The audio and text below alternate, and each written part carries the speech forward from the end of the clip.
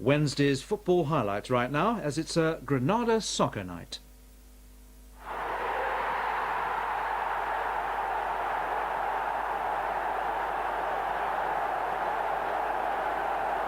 Soccer Night, in association with Sports Division and Umbro. The winning team.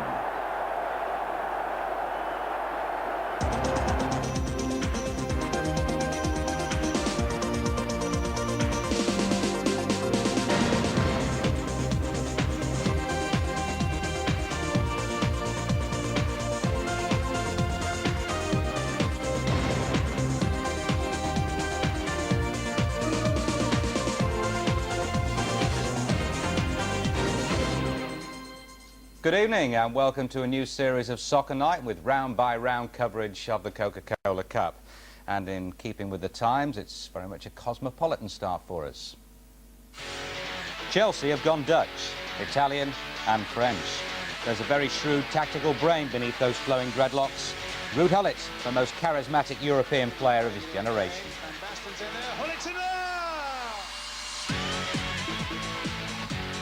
He signed a surefire winner in Gianluca Vialli. Fluent in 6 languages, his powers of persuasion secured the mercurial talents of Frank Leboeuf. Roberto Di Matteo has also bridged the gap. For Blackpool, the big time is commemorated on black and white film, and when the Continentals were in awe of our own star turn. They'll need to be switched on tonight.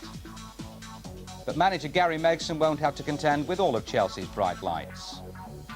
If Joe Royle's looking anxious, you can't really blame him.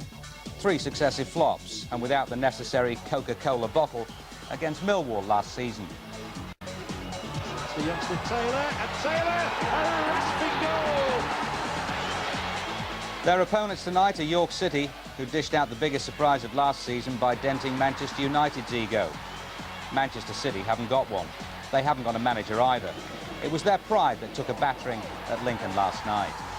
Well, plenty for Jim to get stuck into there, and 1 or 2 other unusual happenings as well, Jim, that we'll be talking about later. Right, well, Chelsea coming to town, any town, hasn't been a big deal since the days of Peter Osgood, Alan Hudson and Charlie Cook. But since going continental, they've become one of the biggest box office attractions in the country. So it was a sellout at Bloomfield Road tonight, where the commentator is Clive Tyldesley. So what other encouragement is there for Blackpool? Currently 10th in Division 2. They've won more games than they've lost this season. And just last year, striker Andy Priest played in the Coca Cola semi-finals for Crystal Palace. He partners skipper Tony Ellis in an attack which is due a goal or 2. Chelsea still unbeaten this season, not quite as star-studded as usual tonight because of injury problems. Gianluca Vialli is out, Frank Leboeuf only a sub, no Myers or Johnson either. So chances for the likes of Michael Dubry, David Lee, Jody Morris and John Spencer. The seaside place, famous for fresh air in front, so goes the verse about Blackpool. Well, the air is very, very fresh tonight. There's a wild wind whipping in off the Irish Sea, and I don't think it's going to be much fun to play in. Number 10 is the Blackpool captain, Tony Ellis. This is Mickey Mellon. Out by Steve Clark, who's having to fill in at left back this evening. Andy Priest. Quinn trying to sneak in. Tidied up by Petrescu. Only as far as Bonner. Wise in the way. Now Bryant. Bonner has 4 into forward inside the box. Here's one of them, Priest. Oh, he almost managed to turn away from Lee. Forced into the path of Dixon, and the shot's in! Dream start for Blackpool. They've scored inside a minute.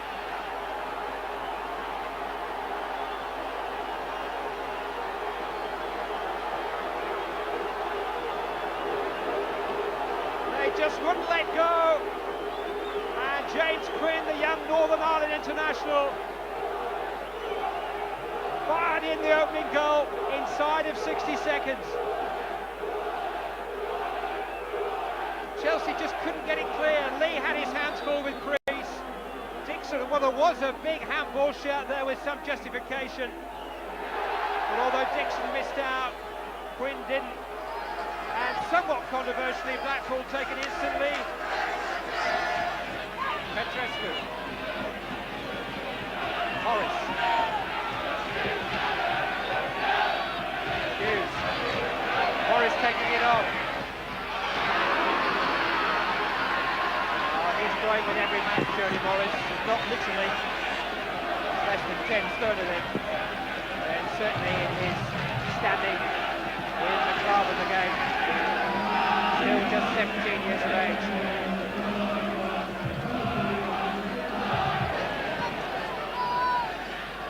It's well played by Spencer. He took a foul there, but found Di Matteo. And now Morris. Smart save by Steve Banks. Got a chance in goal with a name like Banks, haven't you?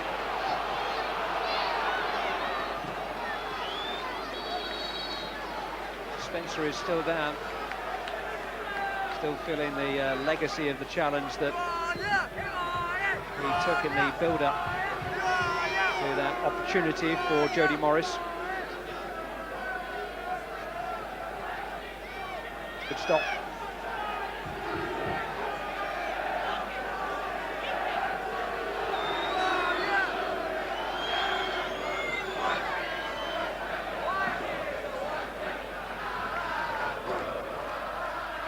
Challenge was by Butler. And referee Roger Dilkes just bided his time and did show the yellow card to the Blackpool number 4 eventually. Played a good advantage, allowed the move to develop. Burley.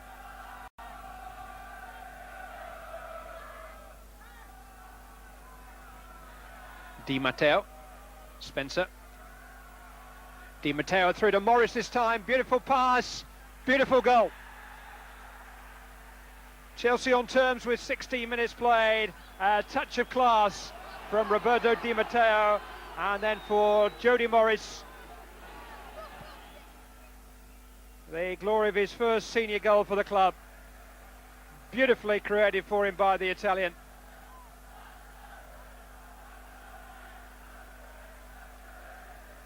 And finished off with great assurance by a young man of just 17 years of age.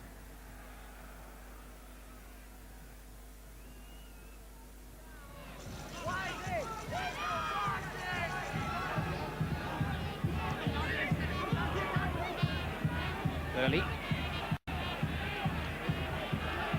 Di Matteo. Wise.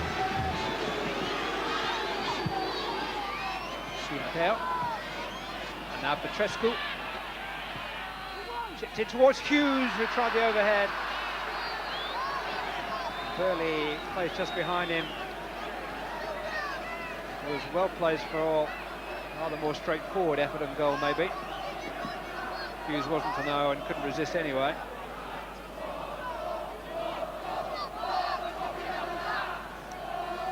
Hasn't scored this season as yet.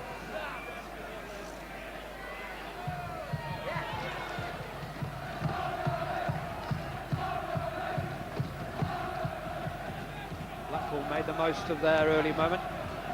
Chelsea have been able to peg them back since. Here's a chance for Priest though. Good stop by Kevin Hitchcock.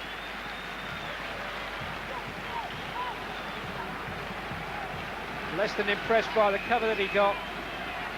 Slipped through by Bonner. Blackpool are still creating openings.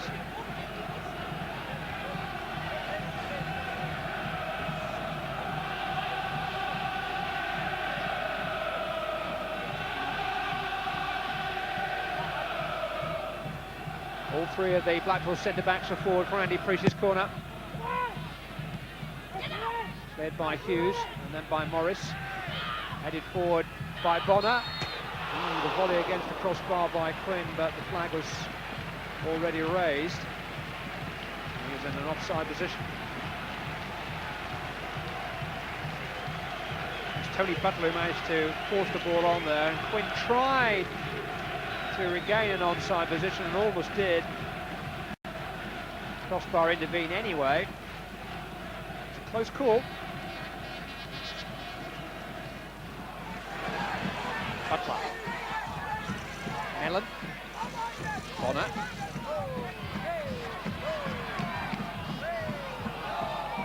Tossed away by Clark. It's a Blackpool throw. Quinn to Ellis. Challenged by Clark, and this time it's a corner.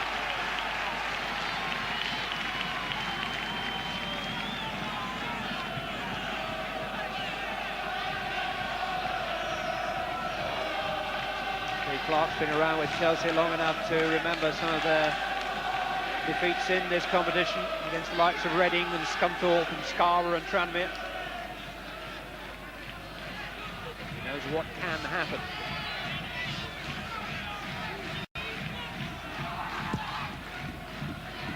Rabin's there, seemed to be held by Hughes. And Chelsea got away with that. Gary Brabin's run towards the ball seemed to be impeded by Mark Hughes.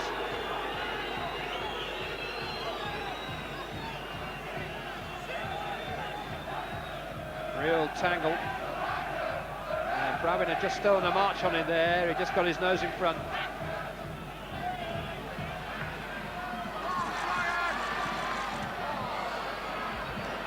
Marley Bryan couldn't keep his feet. Londoner learnt his trade with Queen's Park Rangers, although he never made a breakthrough on Loftus Road. Breaking through for Chelsea, Mark Hughes. John Spencer didn't begin to get hold of it. Hughes was almost sport for choice. He had Wise making a break in the middle of the penalty area. Spencer intelligently drew a little deeper. Hughes intelligently found him. It was a miss-hit really from John Spencer. A bit ring rusty. Only had 12-15 minutes of senior football prior to tonight, this season.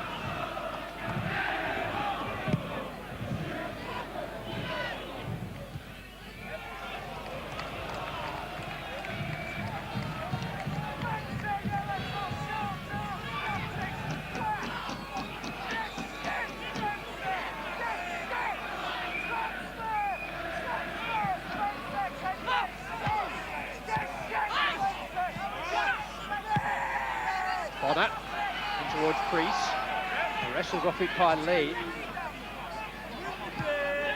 Referee quite happy to see one or two of these trials of strength develop. Not quite so happy with a trip like that from Dixon.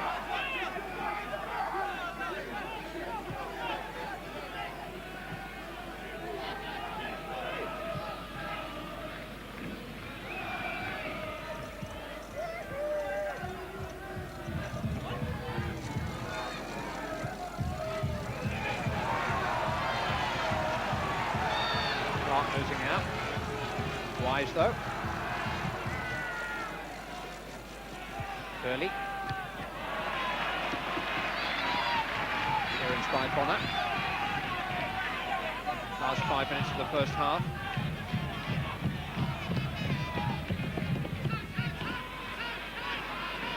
David Linnigan.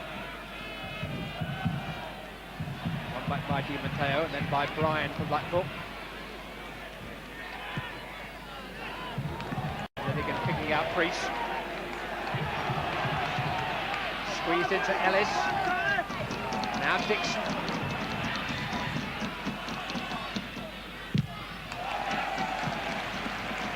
Petrescu refused to be committed. Ben Dixon just couldn't quite get beyond him. More encouragement in the shape of another Blackpool corner.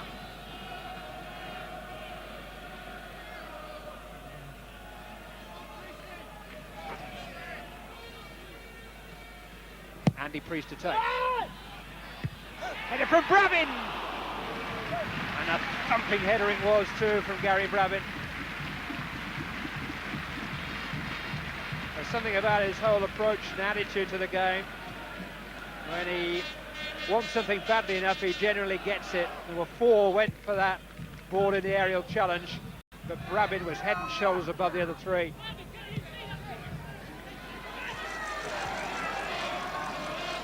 The game has a really good ebb and flow about it.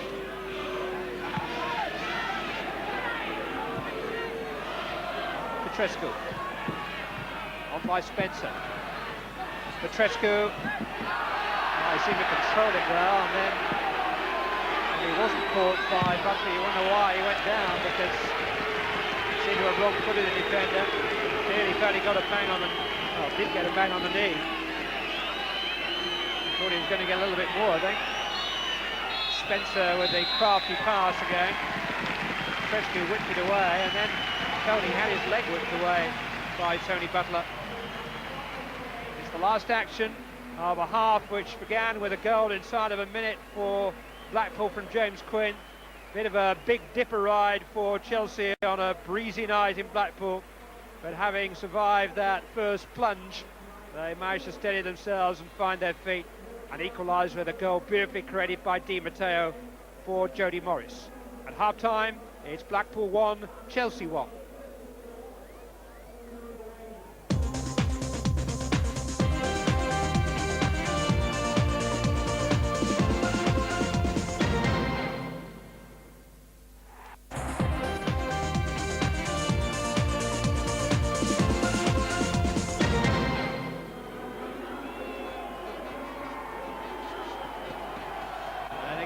Chance at the start of the second half for 19-year-old Mark Nichols to make his Chelsea debut because of an injury to Steve Clarke. Means more reshuffling for RUUD GULLIT because Nichols is an out-and-out goal scorer.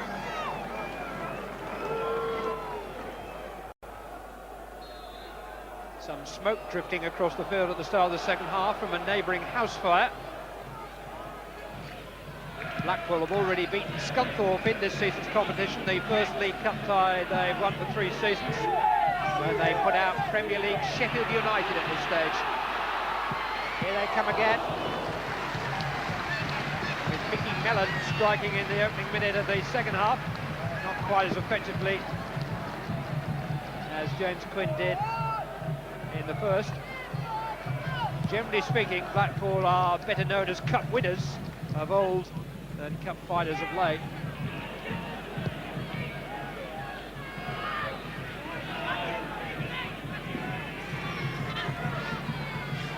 Spencer. Petrescu. Handball.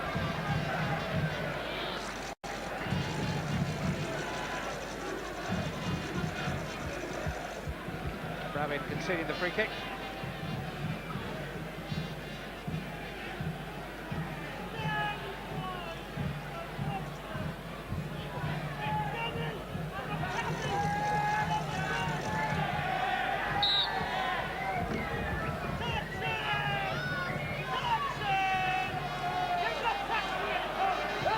Takes. Hughes is there. It almost came for Spencer. He was on him before he knew it. Caused an anxious moment for Steve Banks. Corner kick has been given. Spencer running in towards the near post, more out of hope than expectation came to him off Gary Brabin. Inside, in Petrescu. And still. And Chelsea in front through Dan Petrescu. And it's their turn to score at the start of the half. Took almost 2 minutes this time. Dan Petrescu's first of the season from the short corner. I think he was looking to get rid of it, having made this initial little shuffle into space. Wondering who might be in support, then thought, to hang with it. Drove it through the crowd into the corner of the net. And for the first time in the tie, Chelsea are in front. Morris. Spencer. Rabin for Blackpool. Still come for Ellis. Flag raised eventually.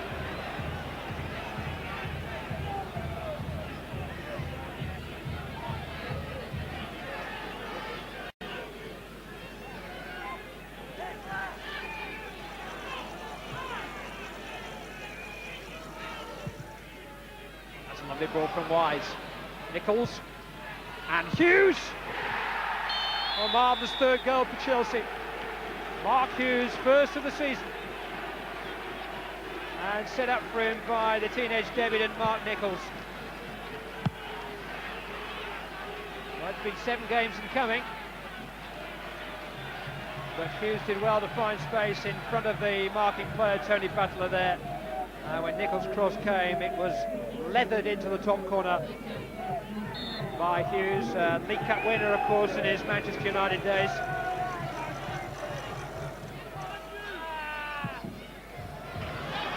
Signaling out Quinn. So to Dubry. Dubry's found him and has been fouled.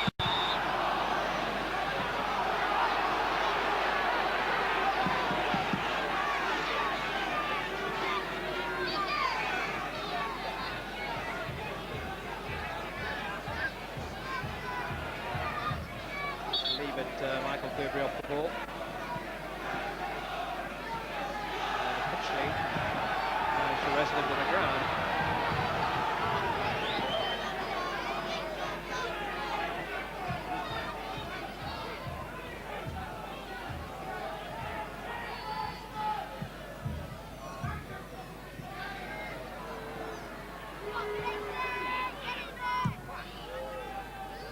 Swung ball by Dubry towards Hughes.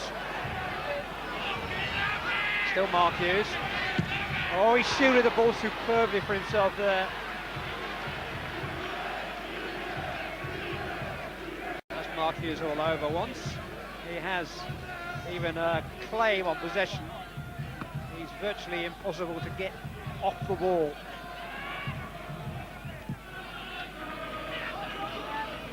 Priest.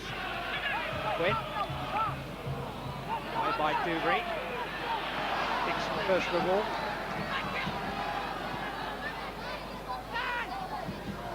Bit isolated out there, Ben Dixon. Now he's got support from Bonner and from Linnigan.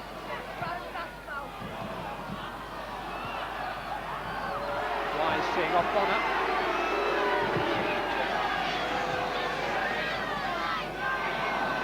Hughes against Butler now. And Mark Hughes is breaking clear, and he was very clearly dragged down there by Tony Butler. And there were no more defenders beyond the Blackpool number 4, and it's a second yellow card anyway, and Butler leads the field with 18 minutes still to play. He must have known what was coming.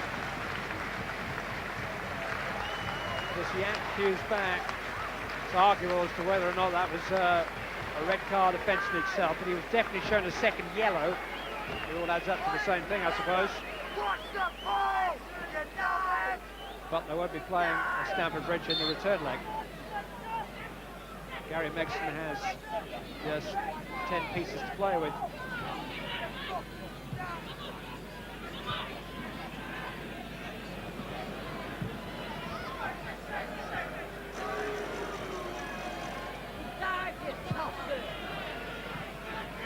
Lee. Spencer. Quite made the impact that he would have hoped, I think, on his big chance tonight, John Spencer, his first start of the season. In a way, he's still playing for fitness. He had a muscle problem in the early stages of the season. There's very little reserve team football around these days with which to get fit.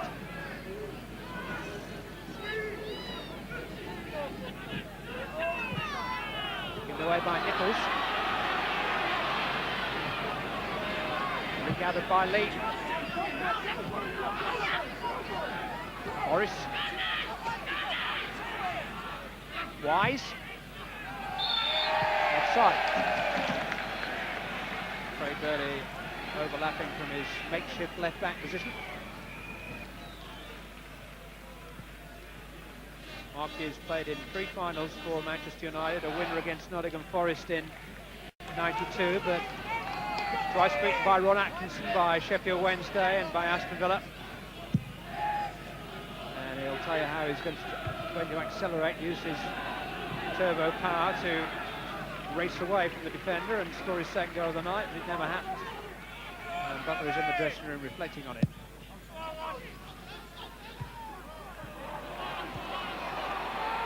Ryan.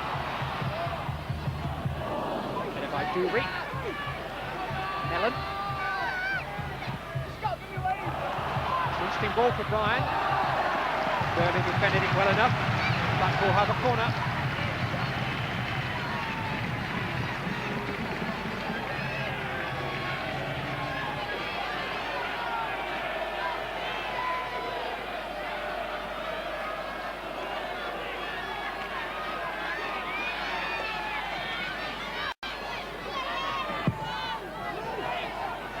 Raven's there, Ravin's there, he'll come for Mellon!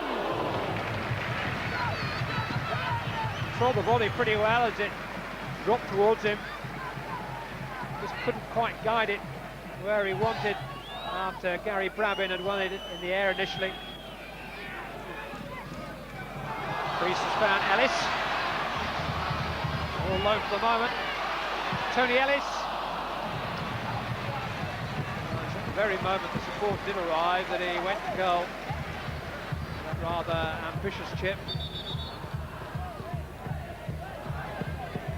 Maybe the initial cut inside had earned him the right to go to goal.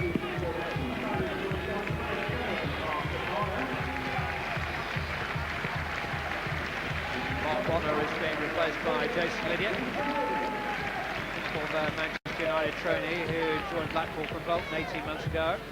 He was a regular last season.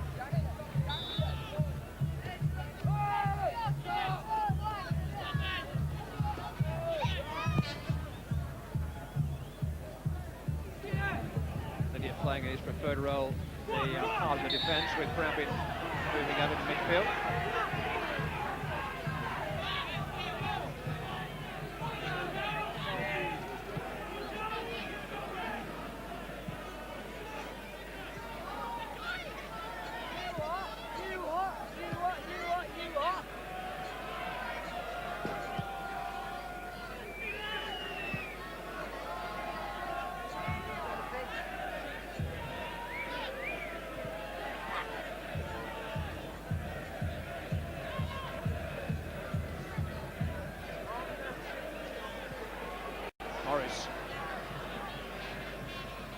Spencer! Oh, it's a lovely goal from John Spencer. Chelsea lead by 4-1, and individually, that may be the pick of the bunch. Put a smile on his face. He appreciates skill, and there was so much skill involved in that curling, controlled finish from John Spencer. Hit under pressure from the defender Marvin Bryan, but hit with accuracy and hit with a bit of a sting too. John Spencer marks his first senior start of the season with his first senior goal. He was leading scorer last season and a share of that honour the season before. Wise to Petrescu. Whenever they've regained possession, Chelsea have just ticked over nicely. Been an understanding and a togetherness about their efforts through midfield, and always a little bit of style and class.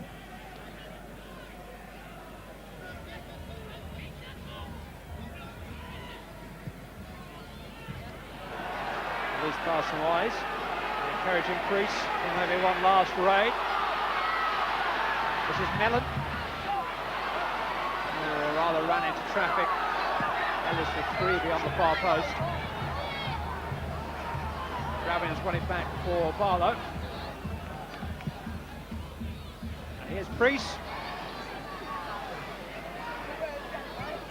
Mellon, Quinn, Ellis. Hung up for Andy Priest. They all left it for each other. And Craig Burley. They're pretty unattractive, but pretty effective clearance.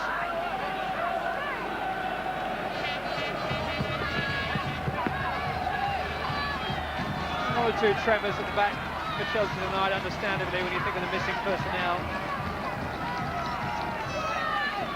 They've always had enough at the other end of the field to survive them.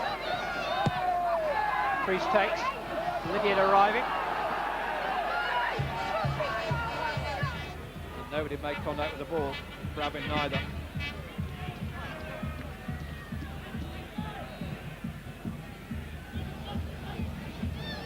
Chelsea, who are back in this part of the world on Saturday, play Liverpool.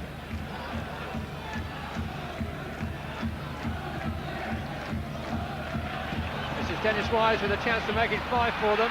Everybody stumbled. Wise still going. Hughes will he? No! Oh dear.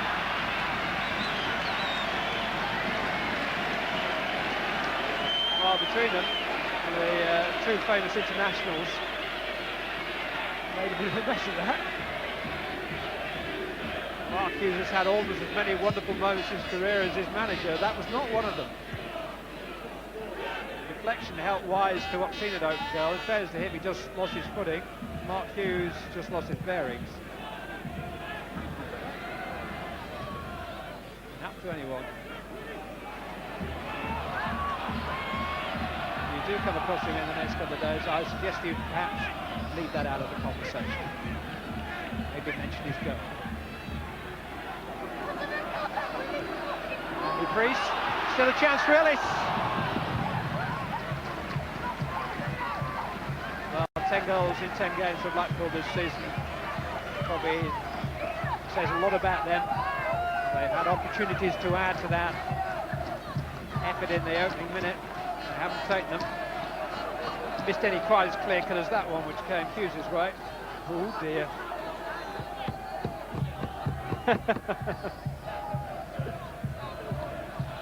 This is what Hughes would like to do.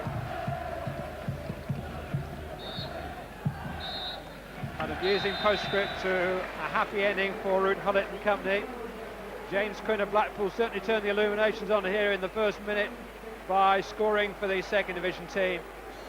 But once they'd steadied themselves, Chelsea, with some fine goals from Hughes and Spencer in particular, adorned the evening with their class and take a clear lead back to Stamford Bridge for the second leg.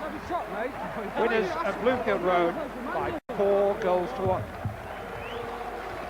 Well, there we go. Pretty comprehensive for Chelsea. I tell you what, Jim, I really enjoy listening to RUUD GULLIT, and I know he's taking part in the after-match reactions. So we'll listen to that, and then we'll talk about the great Dutchman afterwards. All right? Sure. Okay, here we go. It's always difficult to come to places like this and against teams like that because you have everything to lose, and that's why I'm pleased with the result. It was like an alarm call for your players, yes? Yeah, I think that when they scored the first goal, they were tuned in better after that. Passed the ball well, and then we played our game, and then it was much easier. Was there a period when you were a little concerned that things might not go the way you hoped tonight? No, I wasn't concerned, because also the goal they scored was very, very early in the game, and that gives you enough, plenty of time to do something about it. And after that, I saw the team also better. They played better, and I was very pleased for Jody Morris that he scored the goal. I felt until we kicked off the second half, and then they scored, and it took the wind out of our sails a bit, and then they took the game over, and really we were hanging on at the end and just waiting for the whistle, and it was a disappointing result in the end, but the first half I was very pleased with. Up until then, did you do yourselves justice as well as Blackpool can play? I think we can play better when we've got the ball as regards passing, but we got off to a terrific start, and I thought we looked dangerous when we did get the ball. But we can play a little bit better than that, but I don't want to nitpick. The first half was good stuff. Well, the goal was very nice because I've waited a few games for it this season, so to break my duck was nice. But good goal, wasn't it? Yeah, we had a good move down the right, and it was cut back, and I got a good strike on it, which is more can be said than for the one I missed. So, what happened? Well, I'm blaming Dennis. He should have scored anyway, so he caught me unawares, but there was a hell of a bobble just before. We're always asking you, is that the best volley of your career? Is that the best moment of your career? Is that the worst miss? I think you'd have to say it would be, yeah. I was going to come back and haunt me, I think. I haven't had that misses as bad as that, but I waited a long time for it, so I was due one, I suppose. Well, don't do it again. No, I'll try not to. Okay, one to remember, one to forget for Sparky. Getting back to RUUD GULLIT, saw a lot of them in Euro 96. He makes the game sound so simple, Jim. I can understand it. It must be, obviously, a whole lot easier for players to understand the message he's trying to get across. I think it's a sign of a great manager, a manager who can keep his instructions very simple. And in a way, he reminds me of the Liverpool setup, certainly when I was there. It was never complicated. Instructions were always extremely simple. You knew what you were up to. And it's the pass and move football, that kind of philosophy. And in the end, it was the difference between the sides. Well, having said all that, what a great start for Blackpool. Well, no Vialli, no Leboeuf in the side, and I think Blackpool thought we can get at them, but you got to watch out here. I thought that should have been a penalty, and then I thought the referee could have penalised Priest for handling it. As it happened, it broke to James Quinn, and he hammered it home, and it was a fantastic start for him, and for a while after that, Blackpool looked extremely good. No Lehou. Leboeuf? That's it. Does that sound better? I have to brush up on these pronunciations. Take your French lessons, starting in a couple of weeks. Well, they've got a young left-back at Blackpool, Ben Dixon. Chelsea exploited his inexperience, didn't they? Well, they did. I mean, before the goal, 2 of the goals tonight came from getting behind Ben Dixon, and here was an early warning. Dixon's caught out of position, and the goalkeeper rescues and makes a good save. But the ball from Di Matteo again is inside the centre half, and Dixon, who really should be getting back to cover. But it was an excellent finish from Jody Morris nonetheless, but they did get at Dixon. In a game like that, though, shouldn't they have, I mean, they had a seasoned pro in Andy Barlow on the bench. I mean, shouldn't they have played him, really, in a game of that stature? I mean, you can always argue that, but to be honest, Gary Mexon will want to blood his youngsters in games like that. That's how you learn. I mean, I learned myself in games like that. When you play against better players, you do pick up a lot more, and he might be a little hurt tonight, but I'm sure in the long term he'll benefit from it. Fair comment, Jim. I saw an extraordinary penalty, you know, at Oldham last night. We'll look at it later and get your reaction to it. But you were concerned with a couple of the referee's decisions in that game we've just seen, I was amazed. I thought 2 penalties should definitely have been given by Roger Dilkes in the first half. And the first was Mark Hughes. He clearly pulled Gary Brabham down when he actually came up for a corner. You can see him here, his arms right round his neck. He pulls the Blackpool centre-back down. And how Roger Dilkes didn't give that, I just don't know. Maybe he wasn't positioned well on that one, but here he is. He's just a couple of metres behind these 2 players. And here Andy Priest clearly impedes Mark Hughes right in front of the referee. And yet somehow Roger Dilkes thought neither was a penalty. I was very surprised. Now, 1-1, you thought Chelsea were fortunate to take the lead. Yeah, I didn't think that they deserved the corner they got, because this breaks off Linnigan, clearly comes off the head of Spencer. Now, no Blackpool player touches that over. It comes off the crossbar. It's a quick corner. Petrescu cuts inside. Nobody closed him down. He finds the far corner. And it was harsh on Blackpool because the corner shouldn't have been given in the first place. Chelsea scored from it. And from there on in, really, they just stepped up another gear. And as I said earlier, that passing and movement, it was the difference in the end. Thanks, Jim. We've still got plenty to go at. We're off to Goodison Park after the break. Can Everton hit it off in the Coca Cola Cup? In the past 2 seasons against Portsmouth and against Millwall, they've really made it a competition to forget for them. So it's after the break, Everton at home to York City.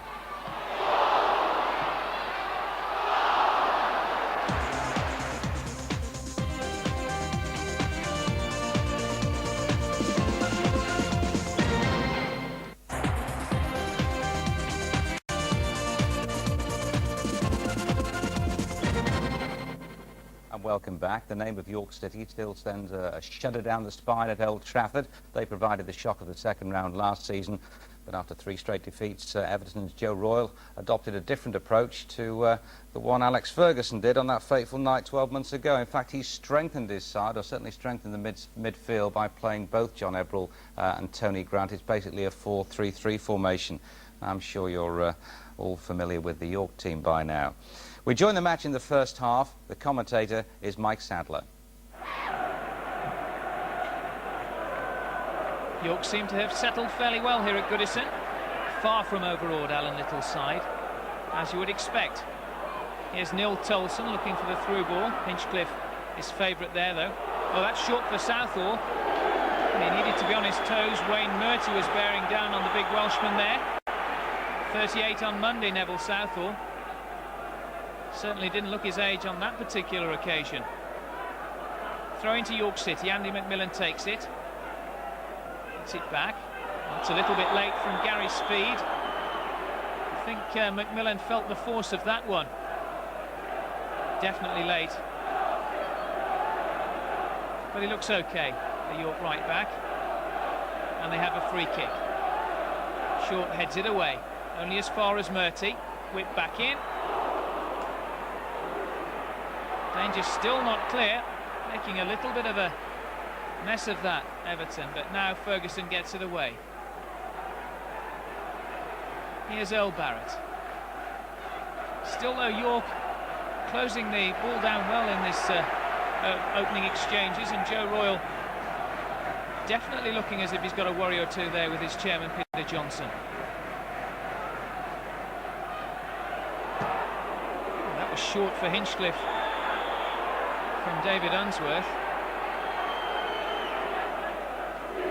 Robust challenges from both sides. Murty there on Hinchcliffe, and the England international felt the full force of it. Here's Earl Barrett for Tony Grant. Grant again, picking things up there. A little bit scrappy on the edge of the York City box. Here's Ferguson. Still going, the big Scotsman. Can he get a shot in? Duncan Ferguson a little unlucky there. Just couldn't hook his foot around the ball enough. And in the event, he got to the ball, the big Scotsman, but he went wide of Andy Warrington's post. John Ebbrell looking to cross to the far post. Ferguson. Always a threat, the big Scotsman. And that far post cross from John Ebbrell was inch perfect for him. Look how far he is. Head and shoulders above John Sharples there. Once again, Everton pressing down that right. Here's Ebbrell again, looking for Ferguson. In the end, it was Speed who got there. And a fine save from Andy Warrington in the York goal. Gary Speed with the header. John Ebbrell just chipped it for him. Speed bringing the best out of Warrington. Good save. Here's Kanchelskis, and it's off the line. Once again, scramble. Oh, it's a pinball machine in there. Craig Short couldn't deflect it in. Kanchelskis' shot was the first to be cleared off the line. Then it came to Ferguson, and Short really didn't know what had hit him. Now Kanchelskis again, so dangerous down that right. I think Warrington will be happy to see the Russian shot just scramble clear of the post. Good start to this game. Plenty of threat from both sides. Here's Tolson for York City. That's good play. Now it's Paul Stevenson. Headed away by the Everton defenders. But only so far. Macmillan. Still scrappy. Still York threatening. Good challenge by Joe Parkinson. Denying Adrian Randall. He's been busy.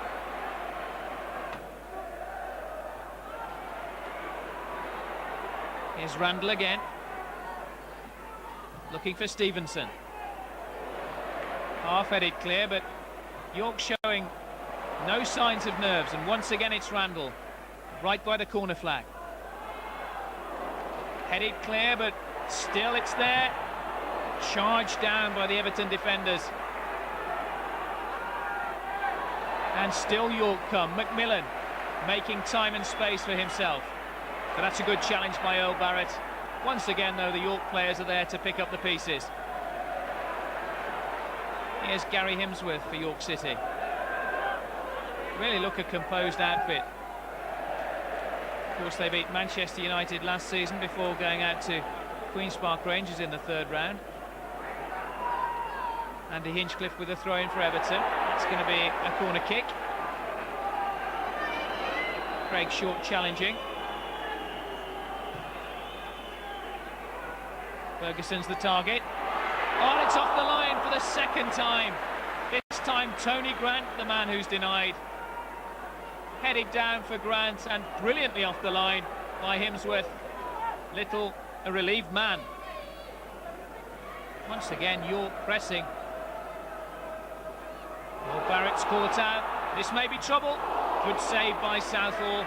Still the danger's not clear though, as York beaver away. Gary Ball trying to turn it in.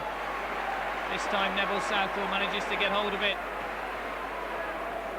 Well, really he had to be at his best there, Southall, to deny Adrian Randall. York looking just as positive in this second half as they did in the first. It's a good ball from Stevenson. Once again, Neville Southall alert to the danger. Having a good game today, the Welshman. Joe Royle looks far from happy, doesn't he?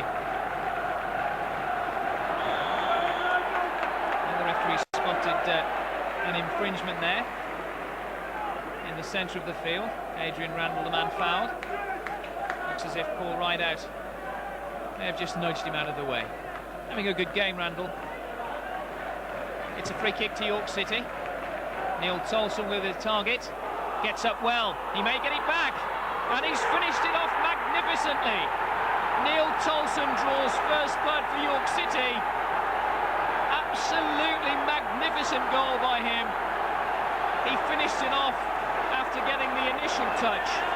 And what a fine finish. Southall had no chance. 1-0 to Alan Little's side. Well, really, Everton now find themselves up against it. Gary Speed looking for Kanchelskis. He's always a threat. We've got a game on now. Kanchelskis inside, drives it into the net. What a fine strike from Andrei Kanchelskis. And he's urging his side on. The crowd suddenly have something to cheer. The Everton fans brought to their feet by a fine strike by the Russian. 1-1. Well, we've had no lack of incident in this game, and it doesn't look like letting up. Kanchelskis, the goal scorer. Ferguson, Speed, just past the post. Gary Speed looking for his second goal of the season. Inches away there. Kanchelskis again the danger. Ferguson miscued. Speed just wide. Good interception by Hemsworth, but Everton get it back. Gary Speed again breaking down the left. Burris. Good touch by Tony Burris. Former Stockport man with an important touch there. Speed had broken. Barris read it well.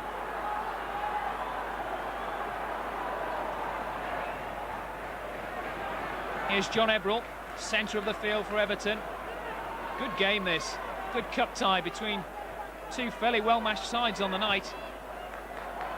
And now it's Paul Rideout, the substitute. He's made an impact. That's a good early cross. Craig Shaw just inches away. Once again, Everton threatening down the right, and Kanchelskis at the heart of most of their attacks. Teasing the defenders. Half cleared. Now it's back to Earl Barrett. Can he deliver a good cross? It is a good cross. Rideout! Oh, what a fine save. That's the best save he's made, Andy Warrington. Rideout, very unlucky there. Super stop. Barrett's cross was telling. Rideout's header was absolutely superb, but so was the save. Super open encounter tonight here at Goodison Park.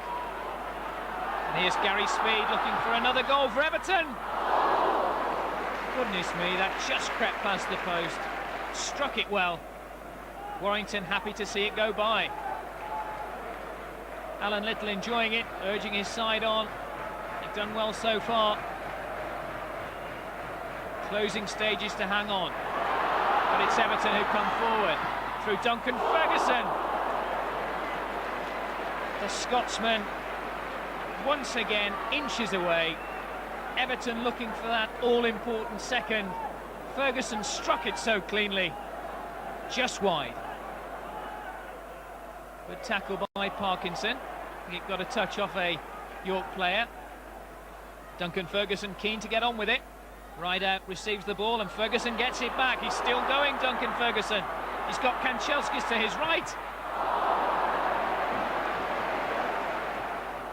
Headed away by the Everton defenders, but York don't look as if they're happy with the draw, do they? They're still going forward. And Everton struggling to get it away. Murty still going, still it's Murty. And here's the substitute. Richard Creswell could have made a name for himself there. It was Wayne Murty who battled his way through. He got the bounce of the ball, but Creswell really should have hit the target. Everton this time coming forward once again. Kanchelskis battling for the ball. He's strong enough. He's still going. And here's Ebrell. Just couldn't control it. And York able to clear their lines. That's an offside decision given against Tolson. Ferguson's the target, right out. Little smile from Andy Warrington, more out of relief because right out was just inches away. Unsworth's free kick, Ferguson's flick on, right out couldn't get there. So the dying stages here at Goodison Park. York, the conquerors of Manchester United last year, hanging on for a draw, and there is referee Scott Matheson's whistle. Joe Royal's side are held at home by the 3rd Division outfit. They applaud their fans. It finishes 1-1 at Goodison Park, and the hero for York City, the former Oldham man, scoring against his old manager, Neil Tolson. Play, you know, from the start really, we did cause them a few problems. Set pieces, we had 2 cleared off the line. The keeper made some marvellous saves, but you know, they probably deserved the draw. They defended very, very well and looked dangerous on the break. Has confidence been knocked at all by the recent run results and now this 1-1 draw? Oh, no, not at all. You know, like I say, we're not playing badly at all, and with creating all these chances, you know, sooner or later they're going to convert to goals. So confidence hasn't been affected at all. You know, we're still we're training hard and we're still working hard on the pitch, and sooner or later we're going to turn somebody over and I think kickstart our season off again. And what about the second leg now? It's wide open. It's exactly what we want. You know, we want to fill our ground. It's a small ground, 9,000-10,000. We need the Everton people to come and watch. We need to come at them a little bit more. We need to play open football. We've got to win this game, and that could be the problem for us. You seem to like this round of the League Cup. Yeah, it's nice, isn't it? It's nice when you pitch yourself against, you know, managers like Joe Royle, Alex Ferguson last season. My players matching themselves against this type of player. Terrific for all of us. Well, his brother Brian enjoys it even more, Jim, doesn't he? Of course, he led Aston Villa to the final and they won it last season. Those 3, by the way, talking to Graham Beecroft. Now, Everton had their sort of hard luck moments, but it doesn't disguise the fact that they've got a few problems. Joe's got a few problems to solve there, hasn't he? Yeah, it's amazing, really, because they started the season so well, beat Newcastle, drew at Manchester United. But tonight, Elton, just nothing went right for them. I mean, I could have picked out 7 or 8 examples in the first half. They could have led about 6-0 at half-time. I mean, York got so many players behind the ball, it made it difficult for Everton. But some good defending, some good goalkeeping from York, but Lady Luck wasn't smiling on Everton tonight. They really did rattle so many shots in, just wouldn't sneak into the net for them. And when you go close and closer and closer again, inevitably, York score. How many times do you see it? It was a bad goal to concede because Everton don't get the free kick away. Neil Tolson wins it well and then follows up. He's the first to react, and really he can't miss from there. But again, Everton should have dealt with the header in the first place, and he wouldn't have had the opportunity. Andrei Kanchelskis has not been on fire recently, but so he really needed that goal to boost his own personal confidence as well as the team's. He played up front beside Duncan Ferguson in the first half, but I felt he was more influential in the second when he went wider. And you probably think the goalkeeper should have dealt with that better, but to be fair to him, there were so many players in front of him again, as York tended to do for most of the night. He was onside till the ball was in the net, and then it was too late. I mean, briefly, Jim, part of the news from Everton this week is, you know, the £15 million share issue. Joe Royle is going to get 10, and all the papers are saying he's got to buy a partner for Duncan Ferguson. Do you go along with that? Absolutely. I mean, I think many people spoke about it in the summer that if a certain striker at Manchester United was available, Andy Cole, then he'd be ideal to play off Duncan Ferguson. I mean, if he was, I think he'd be perfect for it, but, I mean, who knows? They certainly need somebody to put the ball in the net at the moment. Well, I'll tell you what, Jim, there is actually a not-for-sale sign hung around Andy Cole's neck at the moment, I assure you. Well, coming next, the latest from Main Road in the aftermath of last night's humiliating defeat at Lincoln. 4-1, and it could have been a whole lot worse. Andy Dibble was constantly in the thick of it, but City's problems go much deeper than a defeat at Sincil Bank. Soccer Night investigates after the break.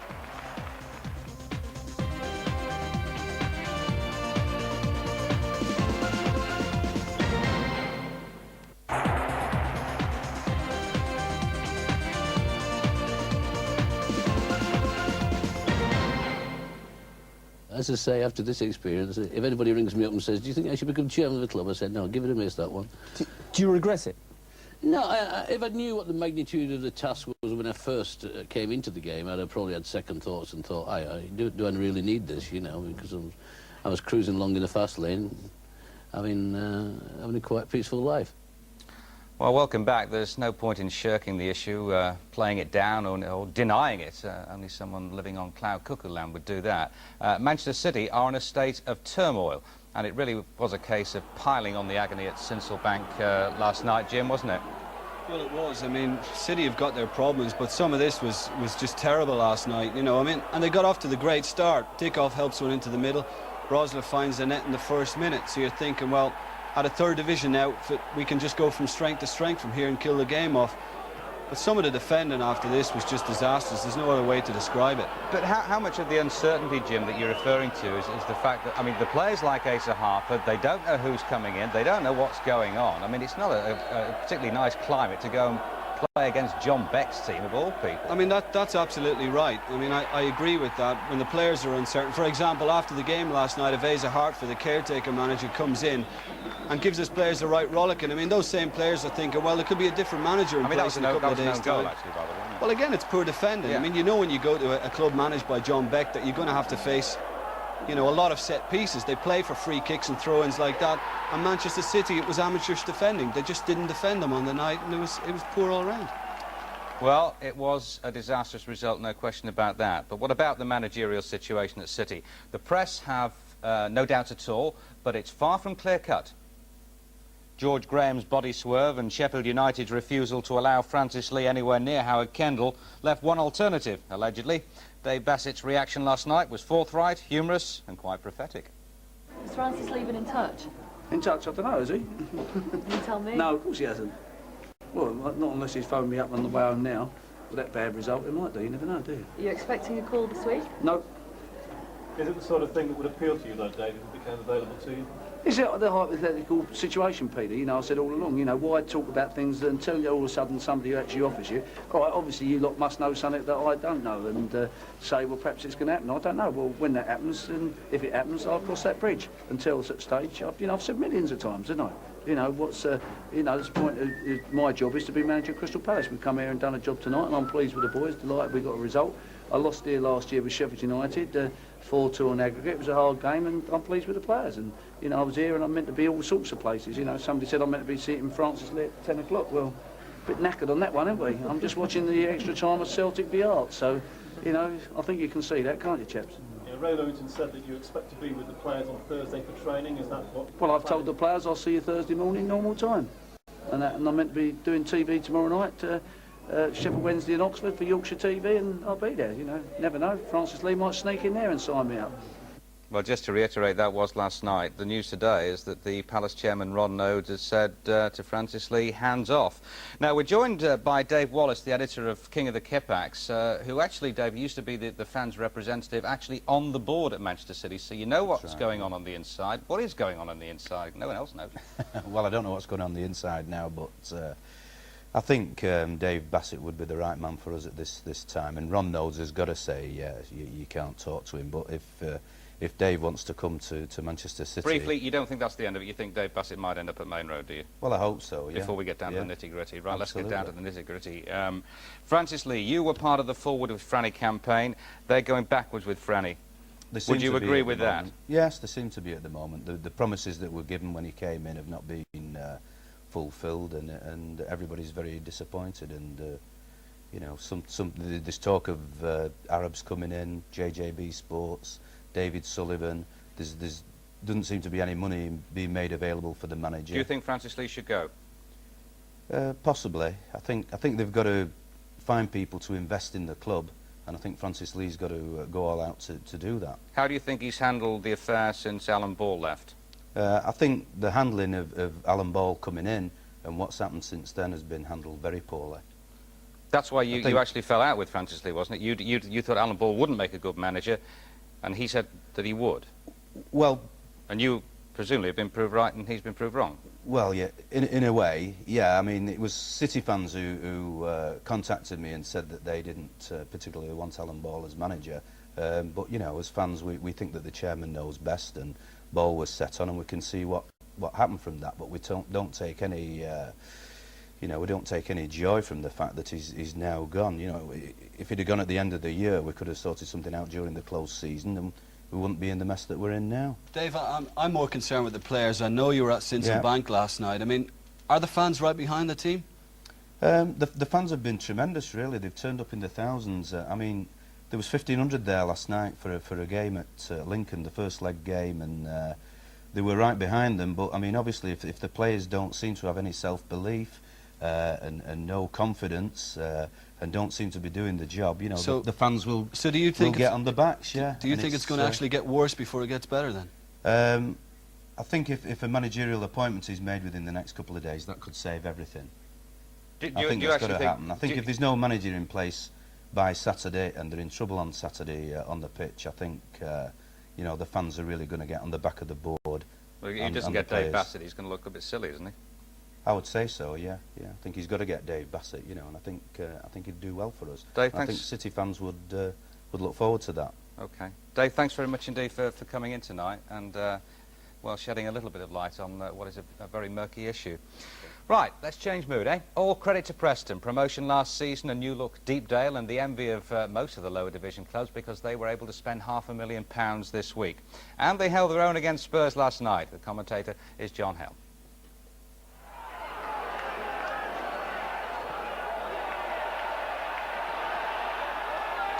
Through for Darren Anderton, he can let fly from here, and Darren Anderton scores for Tottenham Hotspur.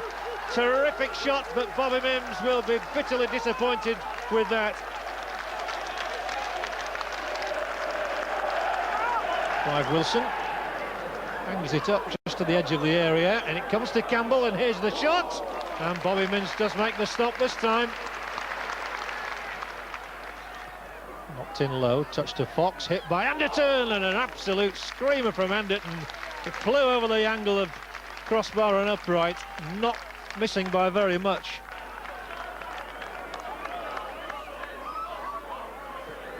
Oh, and a real giveaway there, could be costly. Rule Fox tries to slide it wide of Mims. Oh, it trickled off Mims's fingertips, just the wrong side of the upright from Rule Fox's point of view.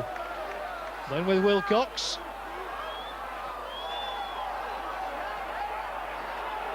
There's a Spurs man stayed down there, injured, I think it's Nielsen. But Preston come looking for this goal, and they get it!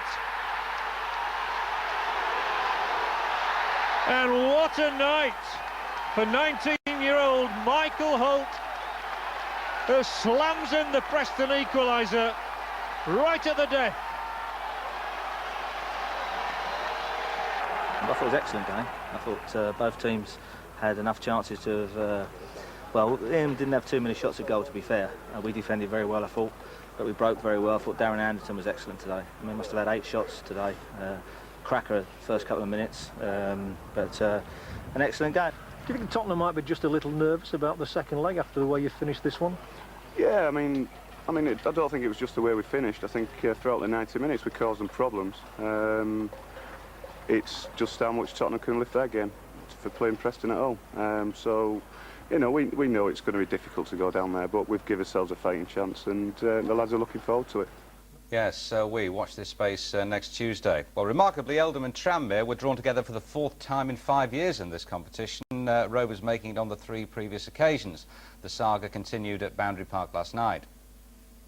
I went along to enjoy the game and the crack with 2 old rivals and 2 of the most engaging characters in Northwest football. Rookie managers Graham Sharp and John Aldridge. Do you two go back a little bit further than the sort of the derby matches of the mid-80s on Merseyside, do you?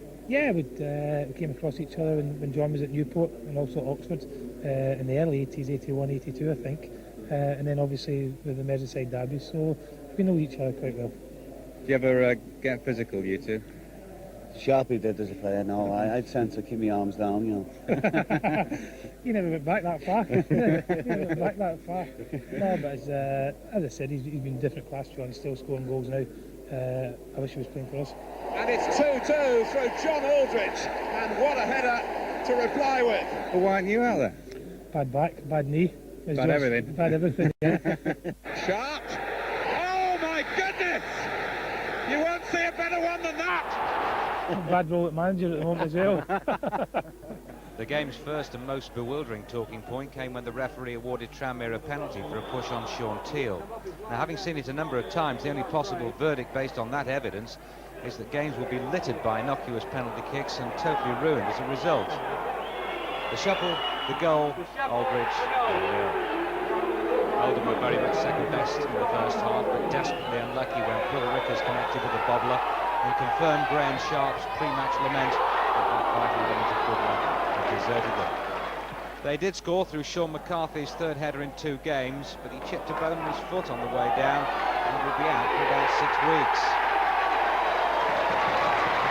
It's not down to bad luck, a lack of concentration and discipline while McCarthy hobbled off, gifted John Morrissey the space and time to pick his spot, which he did superbly. Cue the hokey-cokey. But as the first half belonged to Tranmere, Oldham dominated the second and created a succession of chances. But the home sponsors man of the match, Lee Richardson, kept his cool after starting the move, which saw him calmly and deliberately loft the ball over Danny Coyne for a deserved equaliser. But the initiative was won by Rovers, and that really is a familiar story when these two meet. Apparently you were totally mystified by the penalty decision in the first half, and you asked the referee at half-time. What was his verdict? Well, I said, Elton, we were, as you said, mystified, and none of the Tranmere players appealed for it. We went in to see him at half-time, and he said that Tranmere number 5 was pushed, but I didn't see who pushed him. So I don't know how he came to the conclusion it was a penalty. We were disappointed with it. I haven't seen TV evidence, but it'd be nice to see it. So what you're saying is it could even have been a Tranmere player from the impression you got from Mr. Richards? Yes, it certainly could. He wasn't sure. He said he's seen the boy, the 5, Tranmere 5, getting pushed forward, but he didn't see who pushed him. So it could have been anybody. The way we surrendered the lead twice really is a bit frustrating. You know, if you're going to be a good team and you're going to go places, you've got to be able to get in the lead and stay there. You know, and I was very disappointed in our second half performance, to be fair. I mean, Graham Sharp did say that they had enough chances to win the game second half. Second half. First half, I thought we were well on top and we were deservedly in the lead, but second half, they showed a lot of spirit and character. And yeah, they hemmed us in there and we couldn't get the ball out. Another tie that's far from over. Jim, the referee saw Sean Teal was pushed, but he didn't know who pushed him and awarded a penalty kick. Now, how does that sound to you? Well, you told me to look out for it, and I've looked twice now on the slow-mo the second time, and I still haven't seen anything. I mean, if a referee is in doubt, then he shouldn't make a decision like that. And like Graham Sharp, I agree with him. I'm baffled as to why he gave it in the first place. Totally baffled. You see, Pat Nevin actually said to me, Jim, have a look at this now here, you see. I mean, you see, Pat Nevin said afterwards that, I mean, if a referee were to give the benefit of the doubt to the attacking side every time something like that happened, you'd have 15 penalties a game. Would you go along with that? Well, I mean, we've seen how many clashes like that do you see in games? The classic example was Cantona and Michael Frontsek in the FA Cup tie between the two Manchester clubs last season. I mean, it was given then, and I mean, it was just a kind of an innocuous clash. You see them all too often. The referee shouldn't have given a penalty there, in my view. OK, thanks, Jim. And just before we move on, can I wish a very happy birthday to John Aldridge, 38 today. I wonder whether he's celebrating or watching. Well, now a roundup of the rest of last night's games. To say this was a much-needed morale booster would be something of an understatement. Chris Sutton, again impressive last night, made the first goal for Rovers with his determined run. Gary Flitcroft, the player to profit, a quarter of an hour gone, and Rovers already a goal to the good. Within 3 minutes, and they doubled that margin. This time a little bit of midfield good fortune released Georgi Donis, and the Greek international's cross was coolly converted by Sutton. He's now scored 3 goals in 3 games. Rovers won't be quite as pleased, though, with the Brentford goal last night. It was Scott Canham's shot come cross, which Tim Flowers failed to collect. Nick Forster was on hand to ensure there may still be a little life left in this tie. It was far from a classic at Vale Park, where a meagre crowd of just 3,500 saw a solitary goal settle the affair. Alan Tankard's persistence paid dividends at the start of the second half. Steve Guppy's pass appeared to present no danger, but the fullback's determination led to the key moment of a fairly scrappy match. That's Tony Naylor's 5th goal of the season. It may not be so for much longer, but it was Dave Bassett's Crystal Palace who proved just too strong for Bury at Gig Lane. Mind you, they did get a helping hand from the home side with some fairly lax defending. Nicky Dawes it was who made the mistake.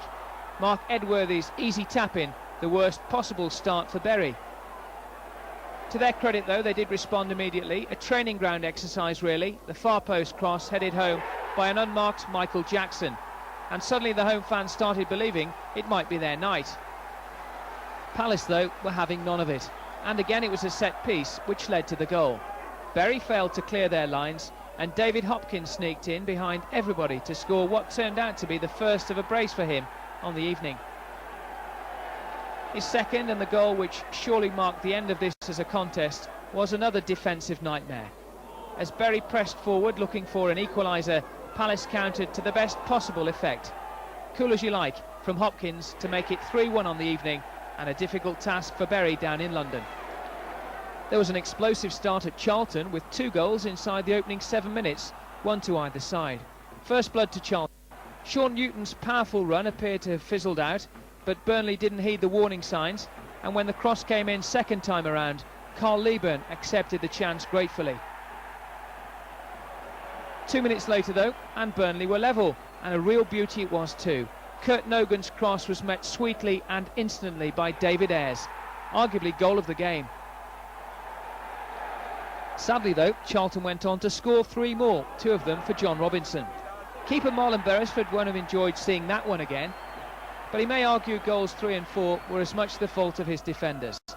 The third followed a short corner, and Bradley Allen was quickest to react. That came on the stroke of half-time, but the real hammer blow for Adrian Heath's side came just 3 minutes into the second period. A set piece, and once again Robinson found himself with time and space inside the box. No arguing with the finish, but Burnley have left themselves with a lot to do at Turf Moor. Edgeley Park is a much happier place after this impressive victory. An average start in the league was put to one side, and captain Mike Flynn was at the heart of things, scoring the opener midway through the first half. Goal number 2 came after good work by Brett Angel. He's back at Stockport after a 6-year absence. Last time around he scored 28 league goals. Well, he didn't score last night, but he did create panic, and when the defenders failed to clear, they were duly punished, even if County did seem to get the bounce of the ball. Chris Marsden picked out Tom Bennett, and he made it 2-0. But Howard Kendall's side responded after the break, Mark Patterson providing the cross, Michel Vonk the finish. 2-1 to County, some light relief, but you won't hear any complaints about the league. I can honestly say I've never ever been put under pressure. I'm under pressure to get results, as every manager has. But if the criteria is to lose 3 games and then your job's on the line, then, as I said before, there's going to be an awful lot of managers out of work soon. Actually, Stockport seem to have found the form. First league win last week, yeah. and that was good. That was good last night. I'm pleased for Dave Jones, because before Saturday they only managed 1 goal in the league. Now they've scored 5 goals in 2 games, and better form. Alan Armstrong got off the mark last Saturday, and they could have won about 5 or 6-1 last night. Alan Kelly, the Sheffield United keeper, was the man of the match. Yeah, and I've said about 1 or 2 of the other games there, Jim. I'd say better luck next week, shall we put it like that? Well, 2 further games played tonight, starting with the First Division leaders Bolton Wanderers, who are also the country's top scorers. They were away to Bristol City. Tinian for Gota. Well, it should have been 1-0. It was a super leap, but he just got the direction all wrong. Hewlett's lost out though to Franson. And Blake makes the diagonal run. Keeper comes to meet him. Blake hurdles him, tries the shot, and it's flashed across the face of goal. And there is Blake again. This time it's McCleary with him. Blake's got the cross in. It may have just hit the post. Well, there we go. Stoke firing, Bristol, I'll try again. Bolton firing blanks, and now we can see Stoke. They weren't, because they won tonight by 1-0 against Northampton. We can see the goal. First one for Nigel Worthington, who Lou picked up on a free transfer, but there again Lou picks all his players on a free transfer, doesn't he, Rick? Well, recently the chief executive offered him 250 grand for 4 or 5 players, didn't he? And Lou told him that you only get a bad player for $250,000, but that was a good strike from Nigel Worthington. And I mean, Lou Macari's done incredible business in that free transfer market, hasn't he?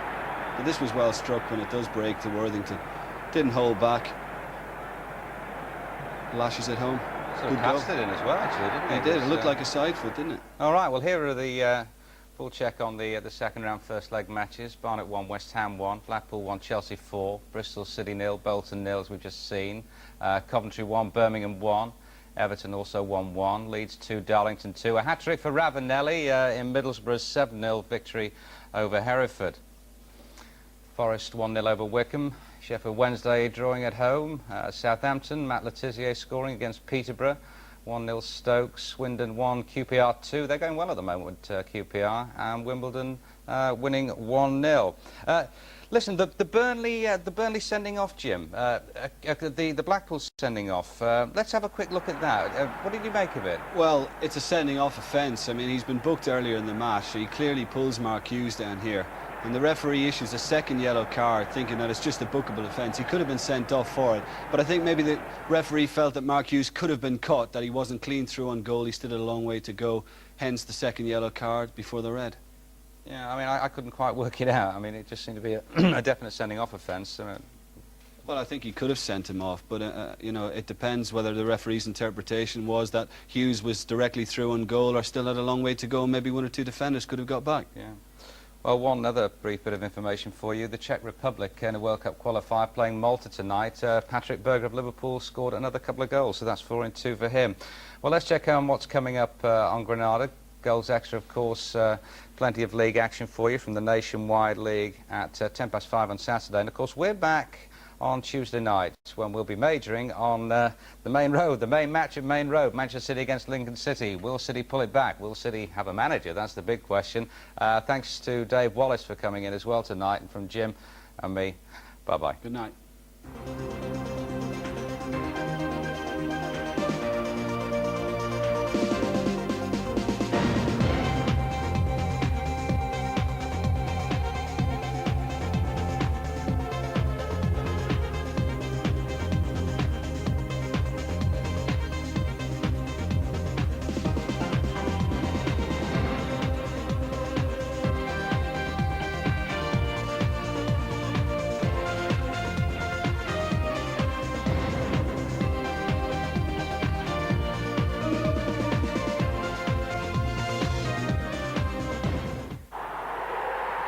Soccer Night, in association with Sports Division and Umbro. The winning team.